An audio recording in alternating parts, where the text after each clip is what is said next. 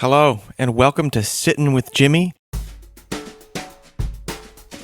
This is the place where we talk about all things creative because creativity is a way of life. So today I want to talk about the inevitable new breed of artists that I see emerging in our time. To do that, I'm going to tell you a couple stories and then I'm going to try to link them all together. So the other day I was watching this documentary called Telemarketers. It was a fascinating expose of the shady and fraudulent practices of telemarketing. These large-scale telemarketing businesses, who often pair with so-called charities and police organizations, make their money by selling strangers not a product, but a perception. The people on the other end of the phone are essentially duped into giving money to a business that is only very, very loosely affiliated with the charity or social service organization that they claim to represent. Money changes hand and no product is sold. The charity makes next to nothing and the customer receives no value except for a perception that they have done something productive, something good. So that was weighing pretty heavy on my mind. It was to the point where when I went to sleep, it was that weird restless sleep where I'm not really sleeping, but I'm having these weird telemarketing dreams. And this continued on to the next morning. The next morning I was up early for a gig and I was just sitting on my couch scrolling through Instagram. And I'm an independent artist myself, so I am often targeted by ads purporting to be able to help me jumpstart and boost my music career by generating organic Spotify plays, whatever that means. Now on this morning, with telemarketing still on my mind, I clicked on the profile of a few of these magic Spotify play boosting business accounts just so that I could get a closer look at it. So these profiles were filled with advertisements, videos with testimonials of artists, none of whom were tagged, which is weird. And they're all gushing over how many plays they've gotten on Spotify because of this service. I take a look at the comment section, and it was just filled with thousands of artists asking questions about this magical organic growth. What does it mean? How does it work? The businesses would often address these comments with responses about how marketing your music in this way is a crucial part of getting your music heard and getting yourself seen in the industry. In other words, no specifics, no definition of the value that these could-be customers would receive if they put their money down, no tangible metric to gauge what success would look like at the end of the process, just a vague perception. This was not the first time that I had seen services like this advertised, and I always react with extreme skepticism when I see things like this. But because of the telemarketing documentary, something had clicked in my mind about it. So scams are everywhere you look, especially in places where the value of this product that's being sold is vague. This makes the music industry a perfect place to sell well-meaning, forward-thinking artists like you a big, fat, empty perception. Spotify currently has over 11 million artists and creators on its platform. It's estimated that nearly 80% of those artists have fewer than 50 monthly listeners. That's millions and millions of independent artists who all have the same idea. We think things like, if I could get that number up, then I would, then I could, and then I'd have. And it kind of trails off from there because what would that number get us exactly? Money? Definitely not. Fame? There's a slim chance of that. Will it make us better at writing songs and making art that stands the test of time and brings deep meaning and value into the world long after your inevitable death and departure from this mortal realm? Probably not. So here's the story. Back in 2019, I was in a band called Dark Honey. We had been a band for nearly 15 years at that time, and we were seriously researching ways to get attention online. We were in that probably very common mindset of, if we could just get that number up, then, question mark. It's what comes after that ... that matters the most of all in this equation. I totally relate to anyone who is looking at their music career and anxiously kind of zeroing in on that play count, making this low resolution correlation between that number rising and some half-formed, know it when you see it success that comes knocking at your door. So, me and my band began to get serious about online marketing. We basically stopped being artists and became full-time marketing consultants for ourselves. I made dozens and dozens of ads over a period of about a year, and we paid to have them shown all around the world. And by all around the world, I mean mostly India and South America.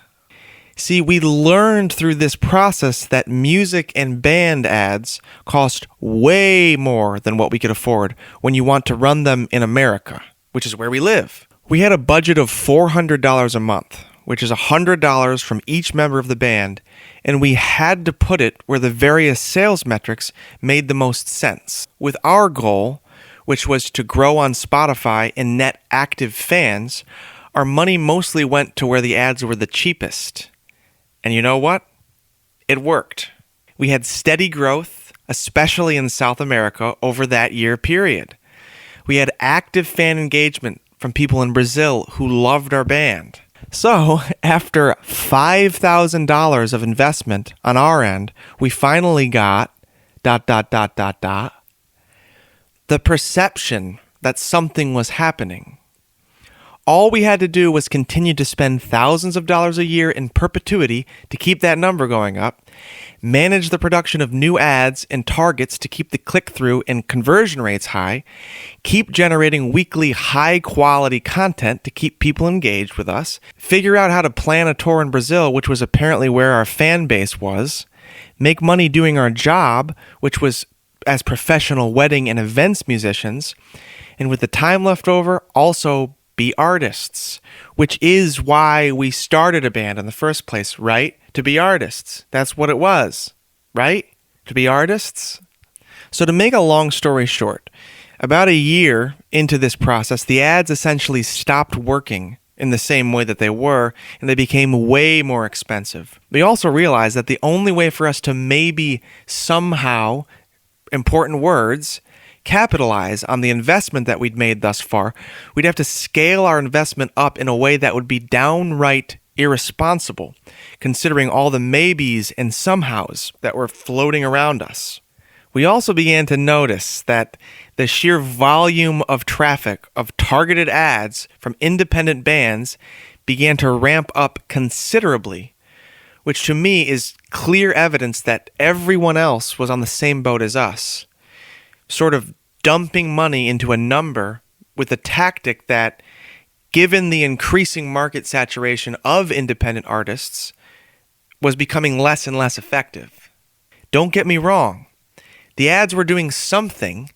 We just didn't have the money to make use of whatever that something was. Was that something useful? Like, what had we done here? So, in summary, I think that the telemarketers, the Spotify playlist farms, and the story of my band grasping for higher numbers on Spotify all say something about the prevailing American culture, especially as it relates to independent artists. And this is something that is really worth thinking about as we artists and creators continue to do work in this new age. The telemarketers are selling the marks on the other end of the line a perception that does nothing but line the pockets of the one who owns the phone. The Spotify playlisting services sell artists the perception that a number going up is success. The saga of my band running ads speaks to artists' willingness to try anything to make that number go up. I am bullish on humanity. I think artists are wising up. I think that things are changing. There is a new breed of artists, and they understand these things. An artist that is able to use every part of the process of making and releasing art as a creative exercise that leverages the free exposure of the internet without lining the pockets of someone selling them a perception. These artists will know and understand that the game, as it has been played, is over. They will divest from practices and perceptions that take them farther from their art and the spirit of art creation itself. They will invest in holistic ways of living that allow them to express themselves and create, while also not propping up their egos with false numbers that have no bearing on the quality of the works they produce or the depths to which those works serve their community. This new breed of artists will earnestly ask themselves what they are selling to their audience. Is their artistry a tool to serve and heal the world, or an illusion, an identity, selling the world a perception of value in order to exchange it for fame and fortune? These artists will know how conveniently the ego hides in the identity of the noble artist. These artists will not waste their time and energy complaining about the broken systems that surround them. They will create the new system, integrating the lessons of the past. They will be spiritual, peaceful warriors, aware of the fine layer of digital sediment their art is a part of. They will be capable of seeing that little thin line in a picture in their head, and the line will be the size of a sliver, stacked against millions of other slivers, all building on top of one another. They will make massive works of art that will heal the world, and their lives will be normal and humble. They will trade the egoic idols born from their dead heroes for the promise and humility of service through art. Service will be their metric of success, and their art will flourish. The change, my creative friends, is already beginning because it is inevitable. And so I encourage you guys to think about this. Think about what you are selling with your art. Think about the ideas you are propagating and broadcasting, and ask yourself this question: what is the greatest value I could give to the world with my art? This is a heroic question to ask.